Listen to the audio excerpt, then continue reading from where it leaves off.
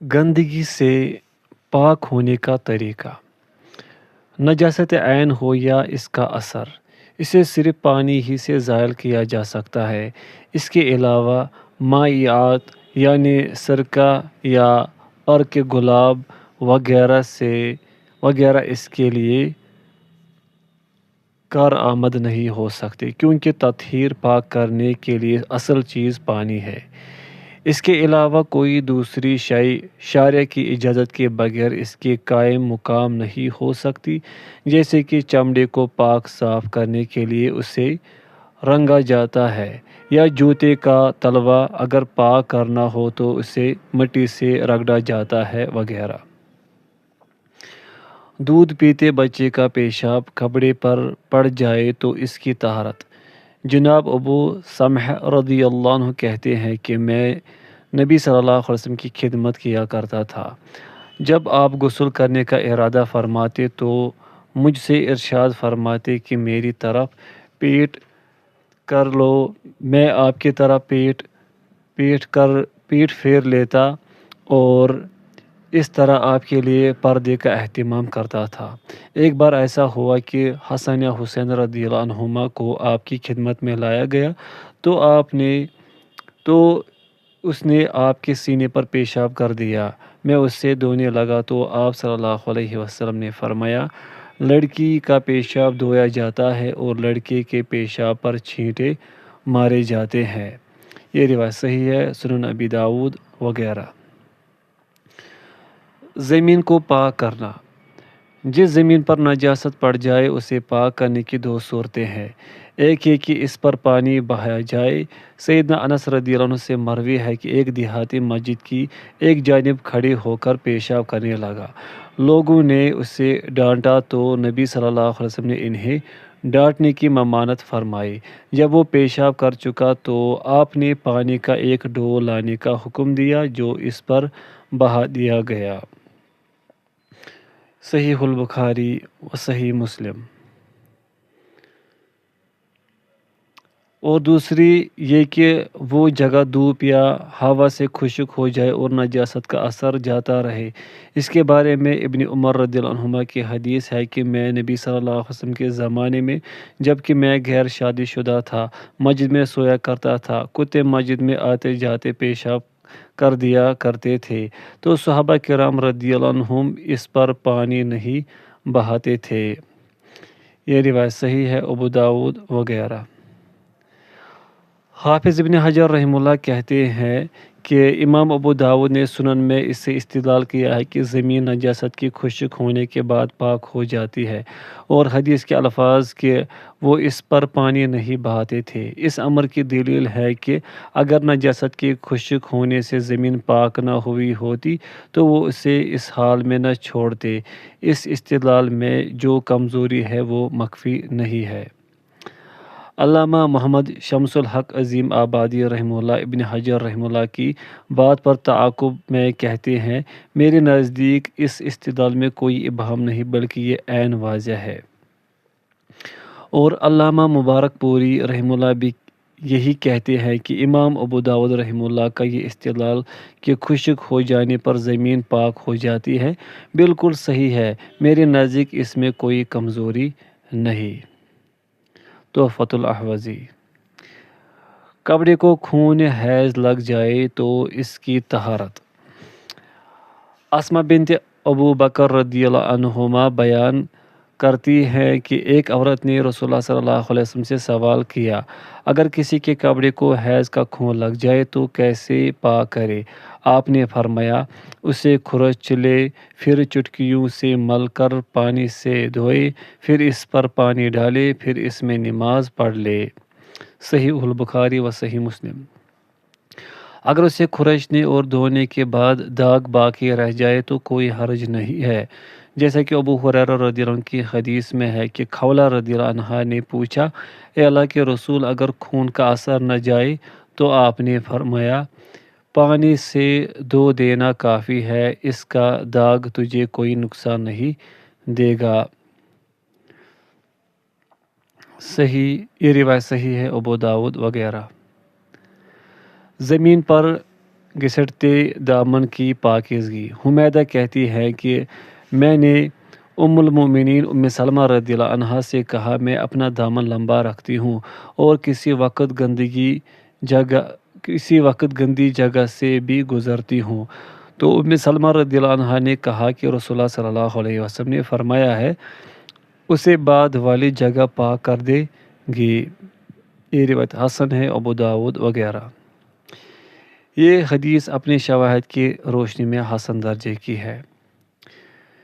جس کپڑے میں مزی لگ جائے اس پر پانی چھڑک دینا کافی ہے۔ جناب سہل بن حنیف رضی اللہ عنہ کی حدیث ہے کہ میں مزی کی کثرت کی وجہ سے بڑی مشقت میں رہتا تھا اور اس وجہ سے بہت زیادہ غسل کرتا تھا، چنانچہ میں نے اس کے بارے میں رسول اللہ صلی اللہ علیہ وسلم سے پوچھا تو آپ نے فرمایا تمہیں اس کی وجہ سے پاکیزگی کے لیے وضو ہی کافی ہے۔ میں نے عرض کیا اے اللہ کے رسول اور وہ جو میرے کپڑے کو لگ جاتی ہے؟ آپ نے فرمایا تمہیں یہی کافی ہے کہ پانی کا ایک چلو لو اور جہاں سمجھو کہ لگی ہے اس جگہ پر چھڑک دو۔ یہ روایت حسن ہے، ابو داود وغیرہ۔ جوتے کے تلوے زمین پر رگڑنے سے پاک ہو جاتے ہیں۔ ابو سعید رضی اللہ عنہ کی حدیث ہے کہ نبی صلی اللہ علیہ وسلم نے فرمایا جب تم میں سے کوئی مسجد آئے تو جوتا الٹا کر کے دیکھ لے، اگر اس میں کوئی نجاست پائے تو اسے زمین سے رگڑ دے، پھر ان میں نماز پڑھ لے۔ یہ روایت حسن ہے، ابو داود وغیرہ۔ اس برتن کی پاکیزگی کا طریقہ جس میں کتا منہ مار جائے۔ ابو ہریرہ رضی اللہ عنہ کی روایت ہے کہ رسول اللہ صلی اللہ علیہ وسلم نے فرمایا تمہارے برتن کی پاکیزگی جب کتا اس میں منہ مار جائے یہ ہے کہ وہ شخص اسے 7 بار دھو لے، پہلی بار مٹی سے دھونا چاہیے۔ صحیح مسلم۔ حلال مردار جانور کا چمڑا پاک کرنے کا طریقہ۔ ابن عباس رضی اللہ عنہما سے روایت ہے کہ میں نے رسول اللہ صلی اللہ علیہ وسلم کو سنا کہ آپ فرماتے تھے چمڑا جب رنگ دیا جائے تو پاک ہو جاتا ہے۔ صحیح مسلم۔ پاکی اور ناپاکی کے سلسلے میں چند دیگر احکام۔ آدمی کی قئی پاک ہے، فی الحقیقت تمام اشیاء اصلاً پاک ہے اور اسے اس اصل سے کسی صحیح قابل حجت دلیل ہی سے بدلا جا سکتا ہے، جبکہ اس کے برخلاف اس سے راجح یا کم از کم اس کے مساوی کوئی دلیل موجود نہ ہو۔ اگر کسی چیز کے ناپاک ہونے کی دلیل مل جائے تو ٹھیک ہے، ورنہ ہمیں یہی رک جانا چاہیے کہ یہ پاک ہے، اور اس کی نجاست کے مدعی سے ہم کہیں گے کہ آپ کے اس دعوے سے یہ بات لازم آتی ہے کہ اللہ سبحانہ وتعالی نے اپنے بندوں پر اس چیز کا ازالہ کرنا واجب ٹھہرایا ہے جسے آپ نجس سمجھتے ہیں، اور اس کے ہوتے ہوئے نماز صحیح نہیں ہو سکتی، تو اس کی دلیل پیش کیجیے۔ اگر وہ یہ کہے کہ اس کے بارے میں عمار بن یاسر رضی اللہ عنہما کی حدیث ہے کہ رسول اللہ صلی اللہ علیہ وسلم میرے پاس تشریف لائے، اس وقت میں کنویں پر کھڑا تھا اور ڈھول سے اپنی چھاگل میں پانی بھر رہا تھا، آپ نے دریافت فرمایا عمار کیا کر رہے ہو؟ میں نے عرض کیا اے اللہ کے رسول میرے ماں باپ آپ پر قربان، میں اپنا کپڑا دھو رہا ہوں کیونکہ اس سے بلغم لگ گیا ہے۔ آپ نے فرمایا اے عمار کپڑا 5 چیزوں کی وجہ سے دھویا جاتا ہے، پاخانہ، پیشاب، قائی، خون اور منی سے آلودہ ہونے پر دھویا جاتا ہے۔ اے عمار تیرا بلغم، آنکھوں کے آنسو اور تیری اس چھاگل کا پانی سب برابر ہے۔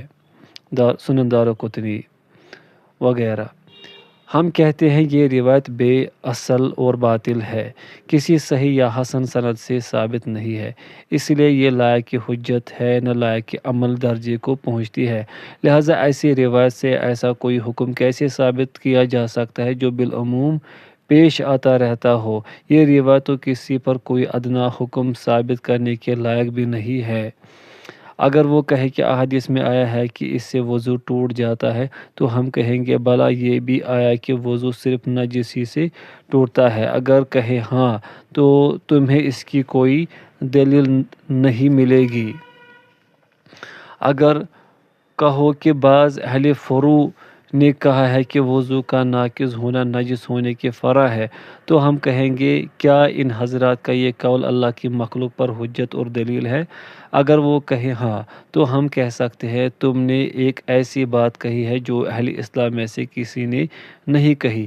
اگر کہے کہ نہیں، تو ہم کہیں گے کہ پھر آپ ایسی چیز سے کس طرح حجت اور دلیل لے سکتے ہیں جس سے کسی نے کسی پر حجت نہیں لی۔ اگر کہے کائی کے نجس ہونے پر اتفاق ہے، تو ہم کہیں گے یہ دعویٰ صحیح نہیں۔ ابن حزم رحمہ اللہ نے اس کی تردید کی ہے۔ انہوں نے مسلمان کی کائی پاک ہونے کی صراحت کی ہے۔ نیز علامہ شوکانی رحمہ اللہ اور نواب صدیق حسن خان رحمہ اللہ دونوں نے کائی کو نجاستوں میں شمار نہیں کیا، بلکہ آدمی کی کائی کے مطلقاً طاہر ہونے سے اتفاق کیا ہے۔ آدمی کے منی کی حیثیت۔ ام المومنین عائشہ رضی اللہ عنہ کی حدیث ہے، میں دیکھتی ہوں کہ میں رسول اللہ صلی اللہ علیہ وسلم کے کپڑے سے منی کو کھرچتی ہوں، پھر آپ اس میں نماز پڑھ لیتے تھے۔ صحیح مسلم۔ دوسری حدیث میں ہے کہ عائشہ رضی اللہ عنہ کہتی ہیں، میں دیکھتی ہوں کہ میں اسے جب کہ وہ خشک ہو چکی ہوتی اپنے ناخنوں کے ساتھ رسول اللہ صلی اللہ علیہ وسلم کے کپڑے سے کھرچ ڈالتی۔ صحیح مسلم۔ منی کی نجاست اور طہارت کے بارے میں اختلاف ہے۔ بعض علماء اسے طاہر کہتے ہیں جبکہ دیگر اسے نجس کہتے ہیں۔ امام شوکانی اور عبد الرحمن مبارک پوری وغیرہ کے نزدیک منی نجس ہے۔ مسلمان کا خون پاک ہے۔ جابر رضی اللہ عنہ کی حدیث ہے کہ ہم لوگ رسول اللہ صلی اللہ علیہ وسلم کے ساتھ غزوہ ذات رقاع میں نکلے تو ایک صحابی نے کسی مشرک کی عورت کو قتل کر دیا۔ مشرک نے قسم کھائی کہ میں اصحاب محمد میں خون ریزی کیے بغیر نہیں رہوں گا، چنانچہ وہ نبی صلی اللہ علیہ وسلم کے قدموں کے نشانات پر چلتا آیا۔ آپ نے ایک منزل پر پڑاؤ کیا تو فرمایا، ہماری پہرہ داری کون کرے گا؟ مہاجرین اور انصار میں سے ایک ایک آدمی تیار ہو گئے۔ آپ نے ان سے فرمایا، اس گھاٹی کے دہانے پر کھڑے ہو جاؤ۔ وہ دونوں گھاٹی کے دہانے کی طرف نکل گئے۔ مہاجر لیٹ گیا اور انصاری کھڑے ہو کر نماز پڑھنے لگا۔ اسی دوران وہ مشرک بھی آ گیا۔ اس نے ایک شخص کو کھڑے دیکھا تو سمجھ گیا کہ یہ ان لوگوں کا پہرہ دار ہے۔ اس نے تیر مارا جو صحابی کو لگ گیا۔ صحابی نے اسے اپنے جسم سے نکال دیا۔ اس مشرک نے اس صحابی کو پے در پے 3 تیر مارے۔ پھر اس انصاری صحابی نے رکوع اور سجدہ کیا، پھر نماز سے فارغ ہو کر اپنے مہاجر ساتھی کو جگایا۔ جب مشرک نے دیکھا کہ یہ لوگ چوکنے ہو گئے ہیں تو وہ بھاگ گیا۔ جب مہاجر نے انصاری کو خون میں لت پت دیکھا تو کہا، سبحان اللہ، تم نے مجھے پہلے ہی تیر پر کیوں نہ جگا دیا؟ اس نے کہا، میں فلاں سورت پڑھ رہا تھا، مجھے اچھا نہ لگا کہ میں اسے چھوڑ دوں۔ یہ روایت صحیح ہے، سنن ابو داود وغیرہ۔ یہ واضح ہے کہ نبی صلی اللہ علیہ وسلم اس صورتحال سے مطلع ہوئے، لیکن آپ نے اس کے خون بہنے کی حالت میں نماز پڑھتے رہنے پر کوئی اعتراض فرمایا نہ آپ سے یہ بات نقل ہوئی ہے کہ آپ نے فرمایا ہو کہ اس کی نماز باطل ہو گئی۔ اگر خون ناقض وضو ہوتا تو آپ اسے یا اس کے ساتھیوں کو یقیناً مطلع فرما دیتے۔ مزید برآں اگر خون نجس ہوتا تو آپ اسے یا اس کے ساتھیوں پر ضرور واضح فرما دیتے، جبکہ بوقت ضرورت ضروری مسئلہ بیان نہ کرنا اور تاخیر کرنا جائز نہیں۔ صحابہ کرام رضی اللہ عنہم معرکوں میں جایا کرتے تھے، ان کے جسم اور کپڑے خون آلود ہو جاتے تھے، مگر کسی سے منقول نہیں ہے کہ وہ اس کے باعث وضو کرتے تھے، بلکہ شدید زخمی حالت میں زخموں کے ساتھ ہی نماز پڑھا کرتے تھے۔ جناب ہشام بن عروہ اپنے والد سے روایت کرتے ہیں کہ مصور بن مخرمہ رضی اللہ عنہ بیان کرتے ہیں کہ جس رات عمر رضی اللہ عنہ پر حملہ کیا گیا اور وہ زخمی ہو گئے تو وہ مصور رضی اللہ عنہ نماز فجر پڑھ کر عمر رضی اللہ عنہ کے پاس آئے۔ جب انہیں نماز کے لیے بیدار کرنے کی غرض سے کہا گیا کہ فجر کی نماز کا وقت ہو گیا ہے تو انہوں نے کہا، ہاں ہاں، جس نے نماز چھوڑ دی اس کا اسلام میں کوئی حصہ نہیں۔ پھر عمر رضی اللہ عنہ نے شدید زخمی حالت میں بہتے خون کے باوجود نماز پڑھی۔ معطا امام مالک۔ صحیح بخاری میں ایک اور اثر بھی منقول ہے کہ ابن عمر رضی اللہ عنہما نے اپنا ایک محاصہ بیچ دیا جس سے خون نکل آیا تو آپ نے وضو نہیں کیا۔ محاصہ مطلب پمپل جس کو کہتے ہیں انگریزی میں۔ حافظ ابن حجر رحمہ اللہ کہتے ہیں کہ اس سے ابن ابو شیبہ نے صحیح سند کے ساتھ موصولاً بیان کیا ہے اور یہ جملہ مزید کہا ہے پھر انہوں نے نماز پڑھی اور وضو نہیں کیا۔ فتح الباری۔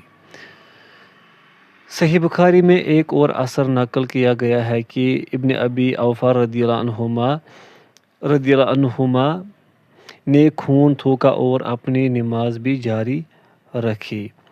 حافظ ابن حجر رحمہ اللہ کہتے ہیں کہ اسے سفیان ثوری نے اپنی جامع میں عطا بن صائب سے موصول ذکر کیا ہے کہ انہوں نے ابن ابی اوفا رضی اللہ عنہما کو اسی طرح کرتے دیکھا تھا اور سفیان عطا سے اختلاط سے پہلے سنا ہے، لہذا اس کی سند صحیح ہے۔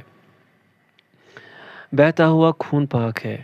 حیض کے خون کے علاوہ اور کسی خون کے نجس ہونے کی کوئی صحیح دلیل سنت سے ثابت نہیں، اور قرآن کریم میں جو ارشاد ہے قُلْ لَا أَجِدُ فِي مَا أُوحِيَ إِلَيَّ مُحَرَّمًا عَلَى طَاعِمٍ يَطْعَمُهُ إِلَّا أَن يَكُونَ مَيْتَةً أَوْ دَمًا مَّسْفُوحًا أَوْ لَحْمَ خِنزِيرٍ فَإِنَّهُ رِجْسٌ۔ اے نبی کہہ دیجئے میری طرف جو وحی کی گئی ہے میں اس میں کوئی چیز ایسی نہیں پاتا جو کسی کھانے والے پر جو اسے کھائے حرام ہو مگر یہ کہ وہ مردار ہو یا بہایا ہوا خون ہو یا سور کا گوشت کیونکہ وہ ناپاک ہے۔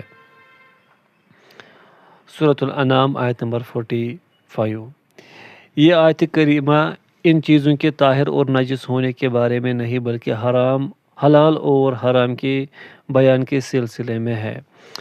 جناب محمد بن سیرین یحییٰ الجزار سے روایت کرتے ہیں کہ ابن مسعود رضی اللہ عنہ نے نماز پڑھی اور ان کے پیٹ پر اونٹنی ذبح کرنے کی وجہ سے گوبر اور خون لگا ہوا تھا مگر انہوں نے وضو نہیں کیا۔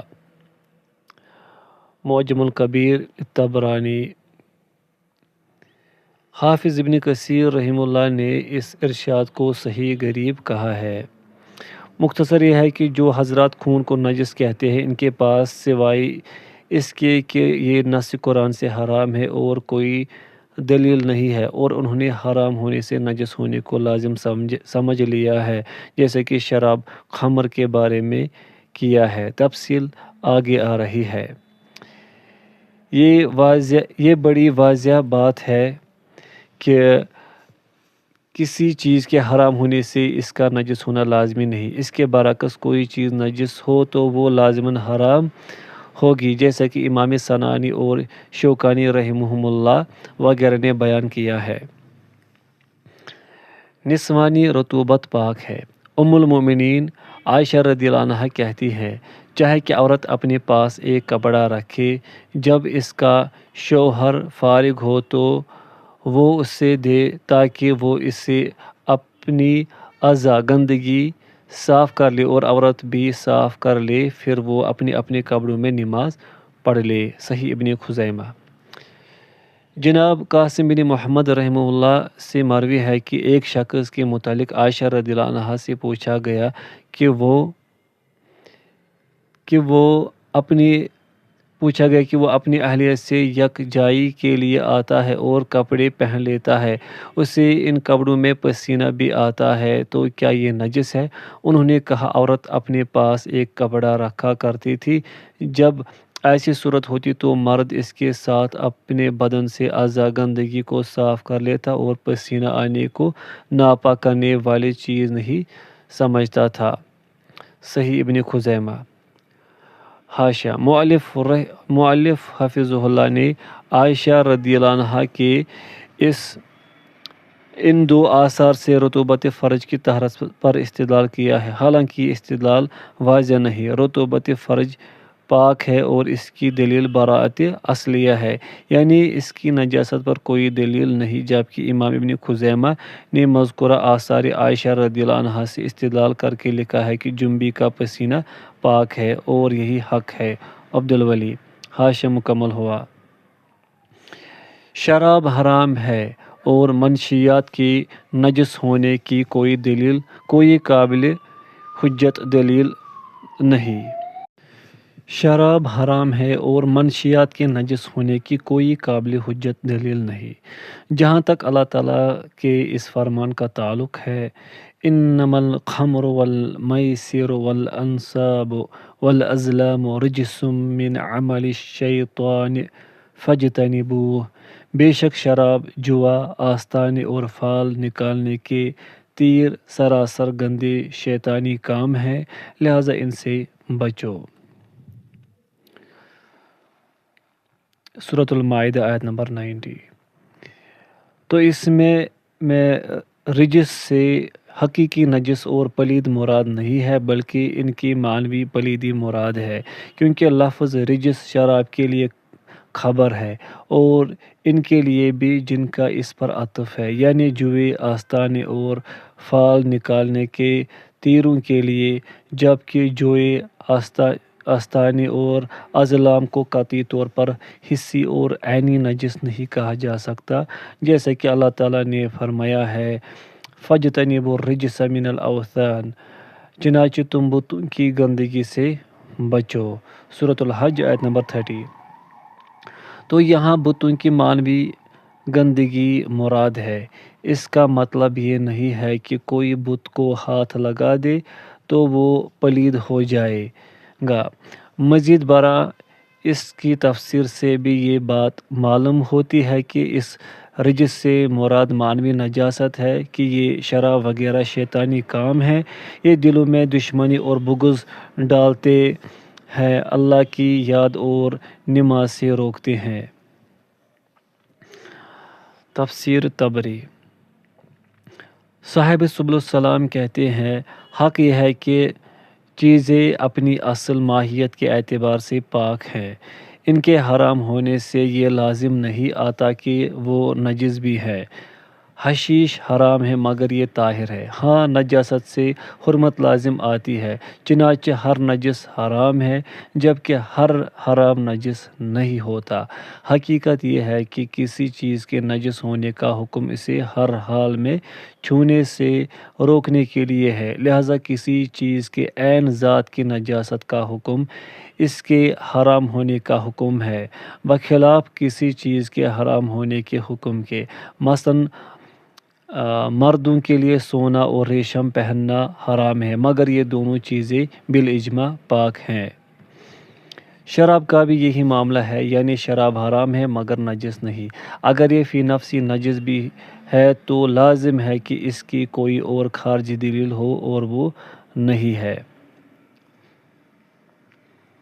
حاشیہ: مؤلف کا یہ کہنا کہ خنزیر اور شراب نجس نہیں، محل نظر ہے۔ صحیح بات یہ ہے کہ خنزیر کا گوشت اور شراب حرام ہونے کے ساتھ ساتھ نجس بھی ہے۔ اس کی دلیل ابو ثعلبہ خشنی رضی اللہ عنہ کی حدیث ہے، جسے امام ابو داؤد نے روایت کیا ہے۔ انہوں نے رسول اللہ صلی اللہ علیہ وسلم سے پوچھا، ہم اہل کتاب کے پڑوسی ہیں اور وہ لوگ اپنی ہانڈیوں میں خنزیر پکاتے ہیں اور اپنے برتنوں میں شراب پیتے ہیں۔ رسول اللہ صلی اللہ علیہ وسلم نے فرمایا، اگر تمہیں ان کے علاوہ برتن ملے تو ان میں کھاؤ پیو، اور اگر نہ ملے تو ان ہی کو دھو ڈالو اور کھاؤ پیو۔ حاشیہ مکمل ہوا۔ مشرک کی نجاست معنوی ہے۔ سورہ توبہ کی آیت کریمہ انما المشرکون نجس، بلا شبہ مشرک تو ہیں ہی پلید۔ سورہ توبہ آیت نمبر 28 میں ان کی نجس ہونے کی وضاحت ہے، مگر دوسرے دلائل سے ثابت ہوتا ہے کہ ان کی نجاست عینی اور حسی نہیں بلکہ معنوی ہے، کیونکہ مشرک ذاتی طور پر نجس نہیں ہوتا بلکہ بلحاظ عقیدہ نجس ہوتا ہے، اسی وجہ سے وہ برا جانا جاتا ہے۔ خنزیر کا گوشت کھانا حرام ہے، مگر اس جانور کے نجس ہونے کی بھی کوئی دلیل نہیں۔ خنزیر کے نجس ہونے کی کوئی صحیح دلیل وارد نہیں ہوئی۔ اللہ تعالیٰ کا فرمان ہے، قُل لَا أَجِدُ فِي مَا أُوحِيَ إِلَيَّ مُحَرَّمًا عَلَىٰ طَاعِمٍ يَطْعَمُهُ إِلَّا أَن يَكُونَ مَيْتَةً أَوْ دَمًّا مَّسْفُوحًا أَوْ لَحْمَ خِنزِيرٍ فَإِنَّهُ رِجْسٌ۔ اے نبی کہہ دیجئے، میری طرف جو وحی کی گئی ہے، میں اس میں کوئی چیز ایسی نہیں پاتا جو کسی کھانے والے پر جو اسے کھائے حرام ہو، مگر یہ کہ وہ مردار ہو یا بہایا ہوا خون ہو یا سور کا گوشت، کیونکہ وہ ناپاک ہے۔ سورۃ الانعام آیت نمبر 145۔ اللہ تعالیٰ کے اس فرمان میں رجس سے مراد